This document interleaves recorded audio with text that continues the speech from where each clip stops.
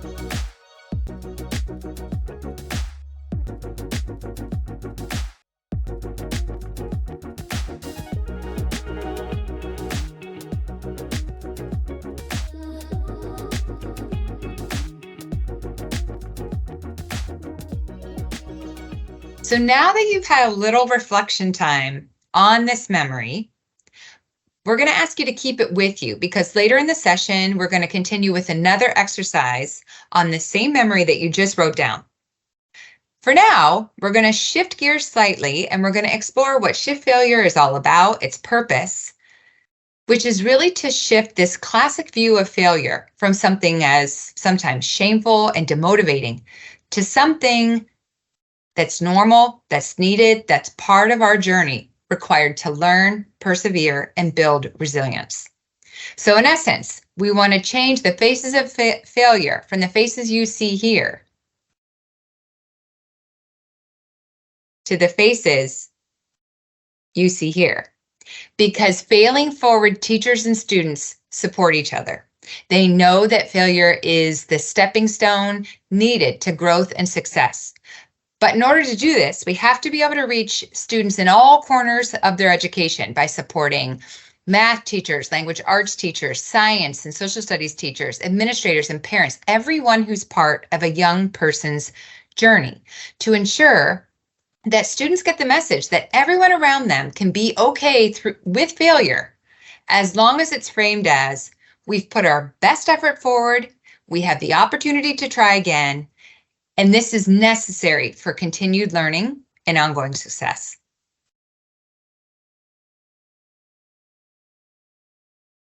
Carol Dweck, who you see here, is a professor of psychology and education at Stanford University and is world-renowned for her work in growth mindset. In addition to authoring numerous research studies, hundreds of articles, and the 2 books that you see on your screen, she's also a profound speaker on this subject. Let's take a listen to what Carol Dweck has to say about failure and growth mindset. Thank you. Today, I want to tell you about the power of yet. I learned of a high school in Chicago where students had to pass 84 units to graduate, and if they didn't pass, they got the grade not yet. I thought, isn't that wonderful? Because if you fail, you're nowhere. But if you get the grade not yet, you're on a learning curve. Not yet gave them a path into the future. And not yet also helped me understand a critical experience early in my career. To figure out how kids coped with challenge, I gave 10-year-olds some problems that were a little too difficult for them. Some of them reacted in a shockingly positive way. They said things like, "I love a challenge," or "I was hoping this would be informative." They understood that their abilities could grow through their hard work. They had what I call a growth mindset. But other children, for them it was tragic, catastrophic. From their more fixed mindset perspective, their core intelligence had been tested and devastated. Instead of the power of yet, they were gripped by the tyranny of now. So, what did they do next? In one study, after a failure on a test, they said they'd cheat next time instead of study more. In another study, they found someone who did worse than they did so they could feel better. And in many studies, we found they run from difficulty. Let's look at how that looks in the brain. Moser and his colleagues measured from the brain as kids encountered errors. Processing the error shows up in red. If you look at the fixed mindset brain on the left, nothing is happening. But if you look at the growth mindset brain on the right, it's on fire with yet. They're processing the error deeply, learning from it, and correcting it. So, how are we raising our kids? Are we raising them for now or for yet? Are they focused on the next A or test score instead of dreaming big, instead of thinking about what they want to be and how they want to contribute to society? And if they are too focused on A's and test scores, are they going to carry this with them into the future? Maybe because many employers are coming to me and saying, we've already created a generation of young workers who can't get through the day without an award. So, what can we do? How can we build that bridge to yet? First, we can praise wisely. Our research shows that when we praise kids for the process they engage in, their hard work, their strategies, their focus, their perseverance, they learn that challenge seeking, they learn that resilience. Praising talent, praising intelligence makes them vulnerable.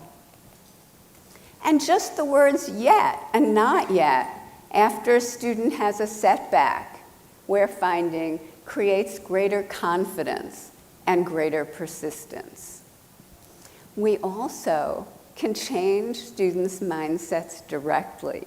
In one study, we taught students that every time they pushed out of their comfort zone to learn something really, really hard and they stuck to it, the neurons in their brain could form new, stronger connections, and over time, they could become smarter. Those who learned this lesson showed a sharp increase in their grades. Those who did not showed a decrease. We have done this with thousands of students now across the country with similar results, especially for struggling students. So let's talk about equality. In our country, there are groups of kids who chronically show poor performance, and many people think that's inevitable. But when educators create growth mindset environments steeped in yet, equality can happen. Let me just give you a few small examples. One teacher took her Harlem kindergarten class, many of whom could not hold a pencil for the first month, through daily tantrums. She took them to the 95th percentile on the National Achievement Test. That same teacher took a 4th grade class in the South Bronx, way behind. She took them to the top of New York State on the state math test. And they did it because learning a growth mindset transformed the meaning of effort and difficulty. It used to mean they were dumb, and now it means they had a chance to get smarter. Difficulty just meant not yet. Last year, I got a letter from a 13-year-old boy. He said, "Dear Professor Dweck, I read your book already." I like the fact that it was based on sound scientific research. That's why I decided to test out your growth mindset principles in 3 areas of my life. As a result, I'm earning higher grades. I have a better relationship with my parents. I have a better relationship with the other kids at school. I realize I've wasted most of my life. Let's not waste any more lives, because the more we know that basic human abilities can be grown, the more it becomes a basic human right for kids, all adults, to live in environments that create that growth, to live in environments filled, overflowing with yet. Thank you. So now we're going to move along and take a look at some famous failures. So here's just a quick quiz for all of you. Let's see how well you know your famous people. I'm going to show you 4 pictures on the screen, and if you know who these people are, or even any of them, go ahead and type it in the chat, but go as quickly as you can because I'm only going to give you a few seconds. So here we go. Famous person number 1. Number 2. Number 3. And finally, famous person number 4. So go ahead and take a few seconds, try to think of these names and type them in the chat.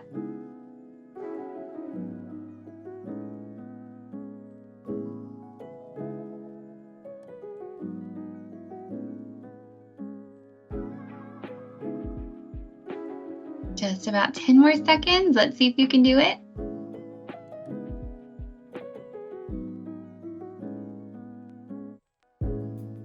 And 3, 2, 1, and stop. So hopefully you recognized at least one of these faces. So this first one here is Michael Clemens, and he is a famous pro football player. Next, we have Lorne Michaels. He is a Canadian American comedian, and he's one of the founders of Saturday Night Live. Then we have Alexander Graham Bell, who is a very famous inventor, most notably for inventing the telephone. And last but not least, we have Oprah Winfrey, one of the most famous women around, a famous talk show host. I'm sure you all have heard of her before. So this is actually from one of the lessons in the Ship Failure curriculum. In the classroom, you would have your students research these famous people and how they have failed forward. But for today's session, you can just relax because we've already done that part for you. The reason that we're sharing this part of the curriculum is because it can be incredibly empowering, not just for our students, but for us as well, to see these people that we admire who are very successful, whether they're athletes, actors and actresses, inventors, scientists, authors, what have you, and know that they wouldn't have gotten where they are without failing along the way. So it was those failures that actually led them to be the people that they became and to create what they did. So let's take a look at what those failures look like for these particular 4 people. So let's start with Michael Clemens. He was unsuccessful at being drafted into the NFL. And then when he was signed to the Kansas City Chiefs, he was cut before the regular season even began. He later went on to be signed by the Toronto Argonauts, but he was benched in the first season. He did not give up, however, and he worked hard to become one of the CFL's most exciting and successful players today. Next, Lorne Michaels. Before he became a founder of Saturday Night Live, he had walked away from a show that he had worked on called Laugh-In, and he felt like he hadn't contributed much to the show. So he went back home to Canada, and it was there that comedian Lily Tomlin turned his self-confidence around by supporting him and telling him how much she appreciated him and his work. See, because of this influence in his life, he would then go on to start SNL.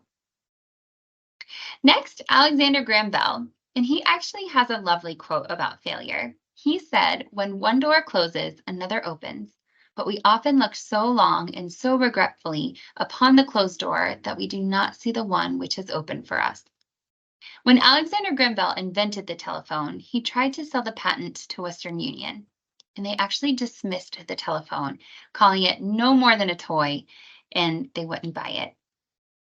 But as we all know today, the telephone is an important part of our everyday, every hour lives. So he later went on to become a successful inventor, despite the failure of the telephone patent. And finally, we have Oprah Winfrey. Oprah was actually fired from her first job as a news anchor because they felt her emotions got too involved in the telling of the news stories. She persevered, however, and went on to co-host a Baltimore morning show called People Are Talking, and then went on to host a talk show called AM Chicago, where her honest and engaging personality quickly turned the show into a success, and it was renamed The Oprah Winfrey Show. There are many, many more examples just like this that your students can explore, both about famous people, but then also people in our own lives, in our own communities. Failures happen to famous people such as these 4, and also regular everyday people. And those failures can turn into success stories that grow from those failures. So make sure you encourage your students to explore not only these famous success stories, but also ones in their personal lives as well. So now we're going to play a little fact or fiction game.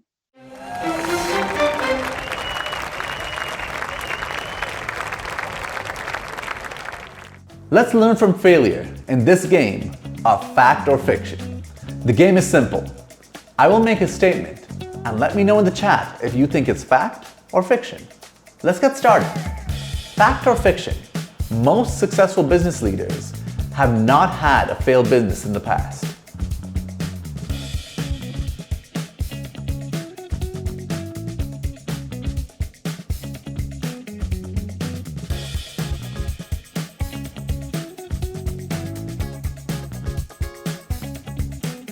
That is fiction. A study out of Northwestern University found that the average successful business owner has 1.5 pass-fail businesses. But it is important to note that failure doesn't guarantee a future success. They found the most important factor is that these successful business leaders analyze their failures and learn from them. Now for round 2. Fact or fiction? Dr. Seuss's first manuscript, And to Think I Saw It on Mulberry Street, was rejected 28 times before it was published.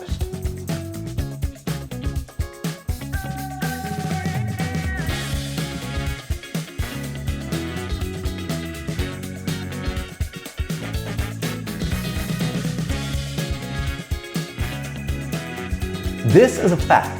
The president of Random House, Vanguard Press, even said, I've published any number of great writers, from William Faulkner to John O'Hara, but there's only one genius in my authors list, and his name is Ted Giesel.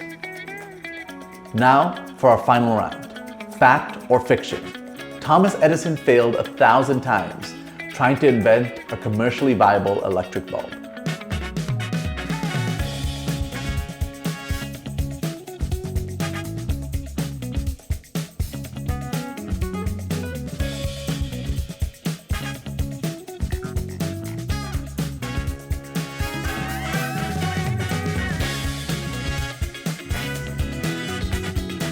This is fiction, because he actually failed 10,000 times. But he didn't let this get him down. He said, and I quote, I've not failed 10,000 times. I've not failed once. I've succeeded in proving that those 10,000 ways will not work. When I have eliminated the ways that will not work, I will find the way that will work. That's it for fact or fiction. I hope you went 3 for 3 or learned something from your mistakes.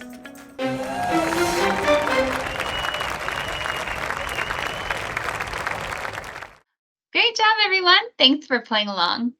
Now we're going to take a look at a moment where we had a chance to join with an amazing educator, Heather Leon. Heather is a high school AP teacher who has led professional development sessions on encouraging your students to fail early and fail often. She's been an educator for over 20 years in the elementary, secondary, and alternative education environment. And she's been an AP teacher for 10 years, including an exam reader and a new teacher coach. So let's take a look at what she had to say about failure in her AP class. Hi, Heather. It's great to connect today. Thanks so much for your time. Hi, thank you for having me.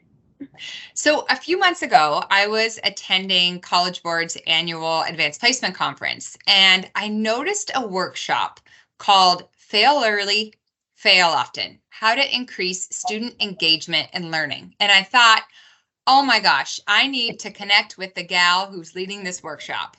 So I thought, who better to join us today than you to give us your insight on how to bring this concept of failure front and center. So let's start with your why. Why did you decide to address the concept of failure with your students?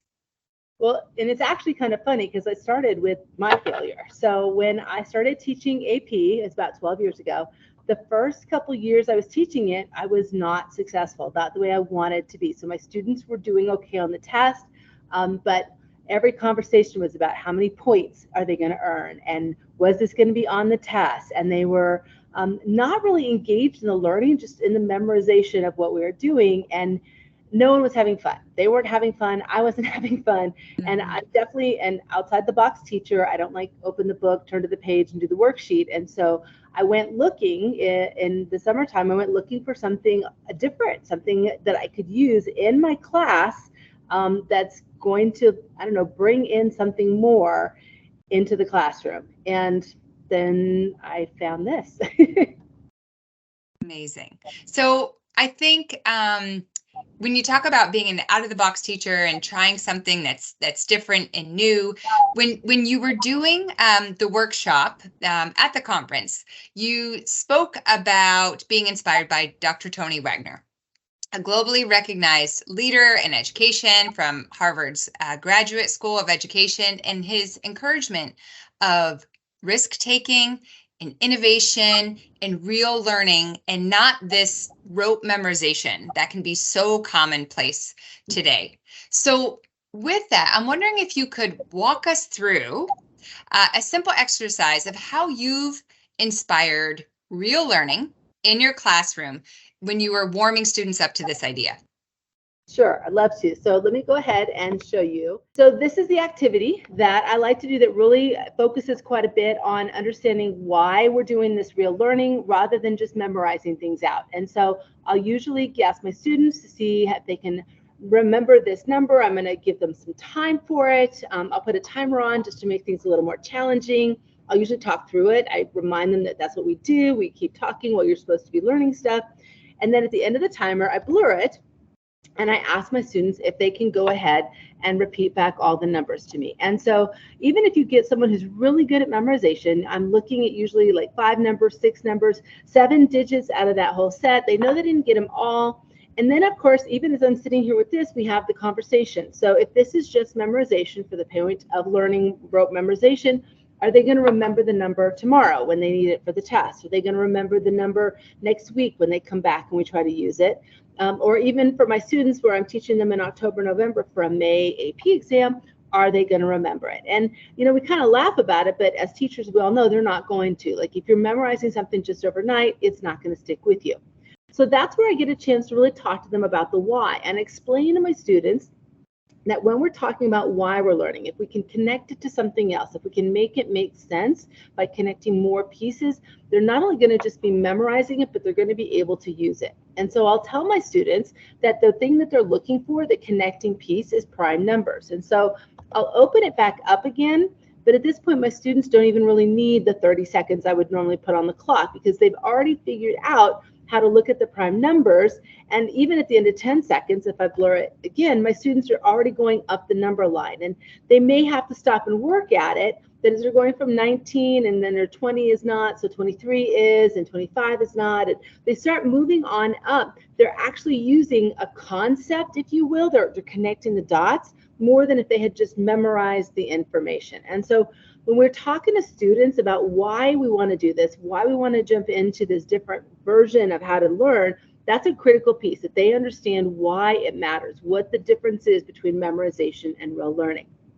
The other activity that I do, and I do it at the very beginning, first day, second day of class, depending if my students were able to watch the video over summer as homework, is the next piece is to set them up as a warm-up at the beginning of the year, set them up for failure. And I know that seems really mean, but one of the things that I really like to share is that my students are actually more familiar with failure.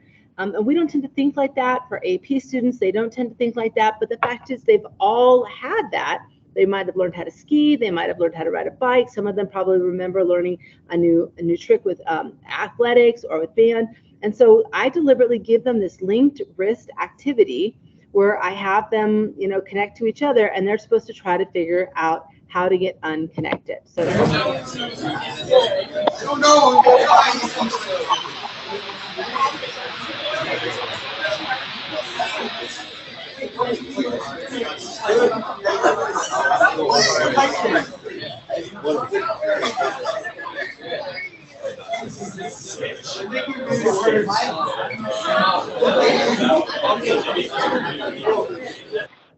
I love showing this because the kids are obviously having fun. So this is a key part, is that it's enjoyable. We're not feeling like we're getting upset over the fact that we're not getting it right.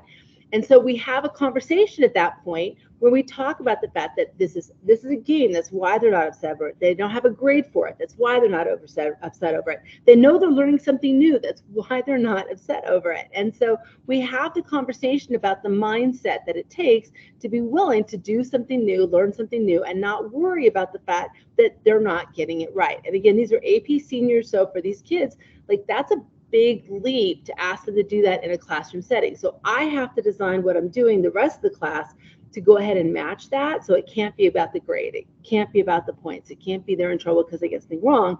But that's a great starting spot for how to create that, engagement in failure, that learning through failure mindset. I love how you shared that you start this at the very beginning of the school year. I think that activity we saw there, that's on day one of the school year, right? So this normalizing failure starts on day one. What does it continue to look like for you through the course of the year, especially as you get further into the school year when things start to seem a little bit more high stakes, or maybe the pressure is on? And I'm very, in that sense, hard on my students. I see this as a college class, so I don't take late work and I don't baby them and they don't get bonus points. But I also don't put a whole lot of pressure on the points to start with. So the quizzes that I give, they're what I call pass fail. So even if a student fails a quiz, they're getting a 6 out of 10 instead of a 0 or a 1 out of 10. And so that's already bumping them where you can recover from that. That's not an over and done with thing. I routinely throughout the year start with a challenge. So I'll start my next unit in economics. And again, economics by itself is already a challenge because they've never taken that class before. It's their first roll with it. And I'll shove them into the puzzle first and let them figure it out. And one of the things that I really appreciate about being able to do that with a bunch of really smart kids is that if I give them the puzzle first, I would say 80% of the time they actually come up with the right answer. They just can't give me the economics reason for the right answer. And so it really reinforces to my students that they know something, even though they didn't understand that they knew it. And then my job is to simply work around what they already know to connect the dots, which is really going back to what we said before. That's where real learning actually occurs. And so my grading cycle is based on that. My quiz cycle is based on that. Every lesson, I'm going to start a new unit and we're cheering for each other. They chant fail early, fail often. I have stickers that say it that they get to wear proudly around their water bottles and their notebooks. And it's the culture of the class and they embrace it. The AP chemistry teacher told me the other day, because we just started school, she goes, someone brought fail early, fail often to my class. And I love it when the other teachers who also have a mindset outside the box are also willing to celebrate that and go, okay, so now we're learning something, and they get it. That becomes the focal point. And so my students know that they can get extra help. They know which other people have that too in their classes, but it takes on a different meaning because then I'm deliberately giving them opportunities to fail. They know it. I'm upfront with it. I'm setting you up for failure because I know if I can find out why you got it wrong, I can help you understand how to get it right. What would you say? And this is a little off the cuff. I know this is not a question that we had talked about previously, but when you think about your own practice of teaching, of education, and where you've learned to fail early and fail often, what would you say was that pivotal experience for you personally? For me, I think it was actually this recent summer. I was assigned to write a document write the document for my school, but for the state to read. It's called WASC, it's so we can get our accreditation. And to be very honest with you, it is not a strength for me. I didn't realize it when I signed up to do it. I'm a very good writer, but it involved a lot of data points that I don't know and don't care. It sounds really bad, but I don't. It involved a lot of terminology that as a classroom teacher, I never have to deal with. It's all administration that's dealing with it. And I found myself several times this summer as I'm trying to finish putting this document together to reflect what my teachers have told me in struggling and not doing it right. And I had to go ask for help from the person at the state. And, same thing. I learned so much. I probably don't ever want to write that document again. But at the same time, I really felt like I was putting into practice what I keep telling my students, that number one, you're trying something new, so you're not going to get it right the first time. And number two, that it's okay to ask for help because somebody else probably knows more exactly what to do. And then number three, at the end of the day, I actually did finish the document. I felt better. I had actually accomplished something. And when I turned it in, I found myself going, all right, I did it. Like that sense of accomplishment. And I do that a lot with my students. We spend some time at the very beginning talking about what are your two options when you're failing, when you're trying something and you're not sure. Because I really have to push them instead of getting dead silence. I want them to take the guess. And one of two things is going to happen. And I tell them, you're either going to get it right and you get that yes moment, that excitement if you got it right, or you didn't get it right, but now you're aware of what you were thinking and you can connect the right answer to that and you can get it better. You're going to understand it better. And I found myself in that moment, if I now understand more, I could easily teach someone else how to do that document. Like that concept became a reality for me in my professional life, just like I'm trying to get it to be for them and their student life. Oh, I love that. Well, again, I am so grateful to have this conversation with you. Thank you for helping to connect all the dots for us of how to bring this concept of failing early, failing often alive, how to really shift the conversation, the classroom culture around failure in a different way, and really a change for good, a different perspective, and an important learning opportunity that I think none of us really outgrow. We are all continuing to try things and for them not to work and to learn from it, and to become better versions of ourselves. So thank you so much for this great conversation today, Heather. We'll see you soon. Thank you. Bye. One thing that Heather made sure we knew is that she works with her students to implement activities where they're going to experience how failure helps lead them to success, to help them get comfortable with that idea. So one of the activities that you can do for this is actually Wordle. If you've never played Wordle before, the point of the game is to guess 5-letter words until you guess the word of the day. With each failed guess, you'll get a yellow letter tile for the word of the day if it has that letter in it, but the letter is in the wrong place, and a green letter tile if the letter is correct and in the right place. So as you can see here, with each failed attempt, you get closer and closer to figuring out the correct word. Without learning from those failures, however, the chances that you are ever going to get the word correct are pretty much slim to none.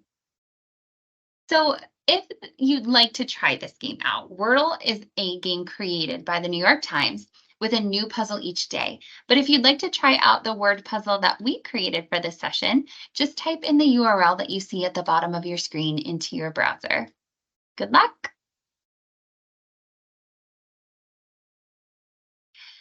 Now that we've explored the idea of failing forward, we want you to think back to the memory that you came up with earlier in the session about a time that you experienced a devastating failure or observed someone else experience it. Now we want you to reimagine that memory in a different light. How could those feelings around that situation have been different? What thoughts could have steered that situation from one of defeat to one of possibility? Could the people surrounding the situation have helped if they had seen failure as a way to grow instead of a disappointment? So we're going to give you a minute to write down your ideas on how that failure could have been a positive experience rather than a negative one. We're going to set a 1-minute timer now.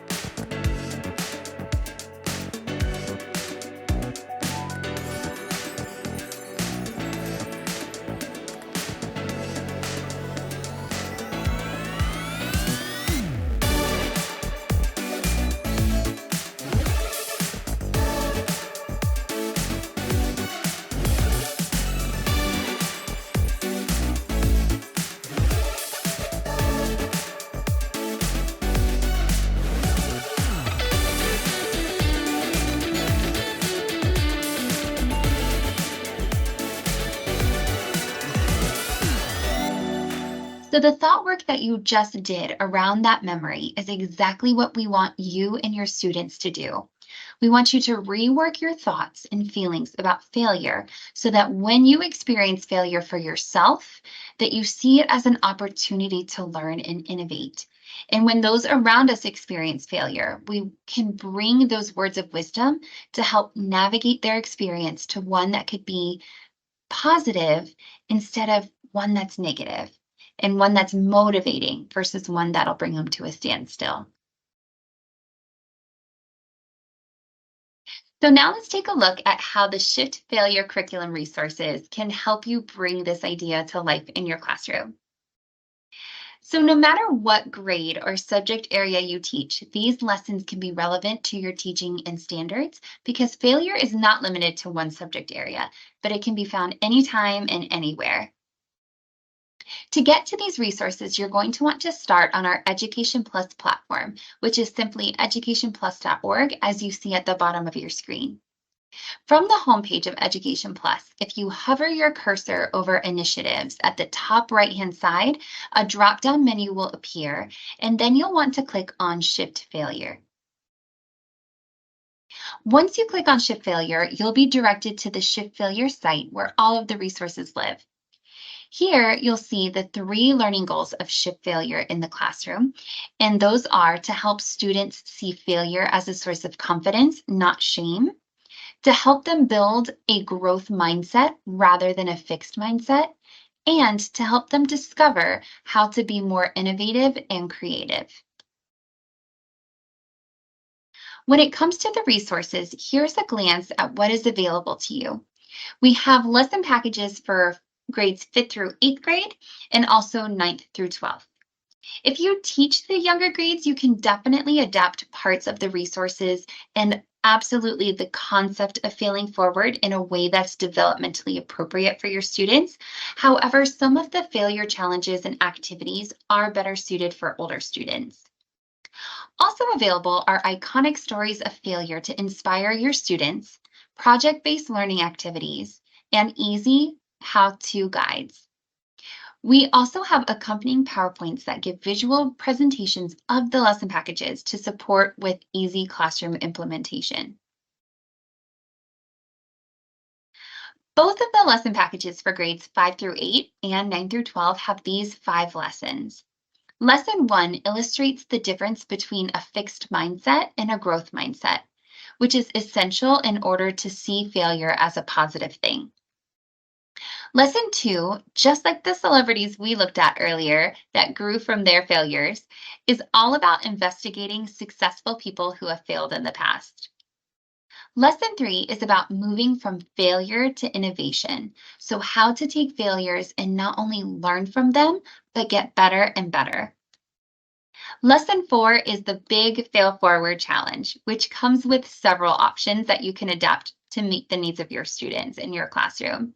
So one option is a science fair type showcase where students show off activities that rely on failures in order to lead towards success.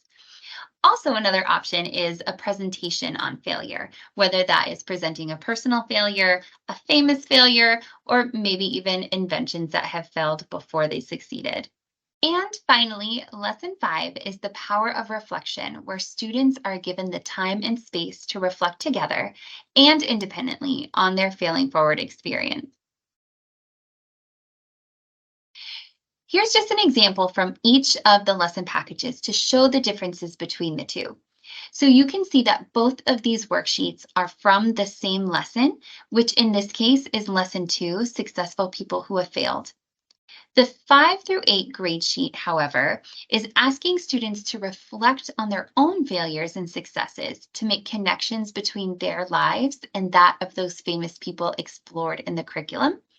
Whereas the sheet from the 9th through 12th grade on the right is having students analyze an article about failure and then making those connections between themselves, the article, and the famous people explored in the curriculum.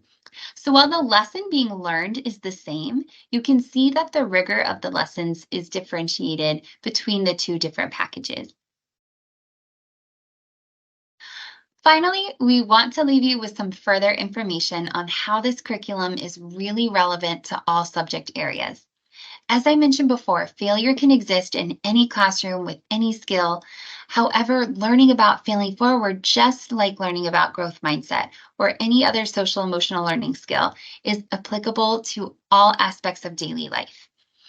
It can be the difference between just not good at it to I'm just not there yet, and the difference between innovation lost and innovation that changes the world. So let's take a closer look at some examples of verbiage that is typical in all different standards. We know that standards are different from state to state in the US and province by province in Canada, but there are typically similar standards in each subject area that can be applied towards shift failure. So for example, English language arts standards, a lot of times we'll see ones that focus on the writing process, which is all about constantly improving and getting better each time we write. Or speaking and listening standards and text to self or text to world connections that can be applied throughout this curriculum. Social studies often includes inquiry-based standards in recognizing the achievements of historical figures as it relates to the social science topics. Science can be especially easy to find failure in as it relates to the scientific method and how much science has improved and evolved over time. Math standards often require students to choose strategies for solving problems that don't always go right the first time or may not be the best or most efficient way to solve a problem. So there's so much value in having failing forward training there too. And we could go on and find further standards and reach out into the arts, athletics, and every other topic out there because they all involve failure and the need for students to have the skills and knowledge necessary to embrace and push through failure towards success. So that pretty much brings us to an end for our time together today. Thank you all so much for tuning in and for wanting to be that person for your students, and that the world really needs to shift failure from failing with finality to failing forward. Here you see Sarah and I's email addresses on the screen. Please feel free to reach out to us anytime. We are here to support you and your students. Until next time, though, take care of yourself, take care of each other, and we hope to see you soon. Bye. And with that, we've reached the end of our program.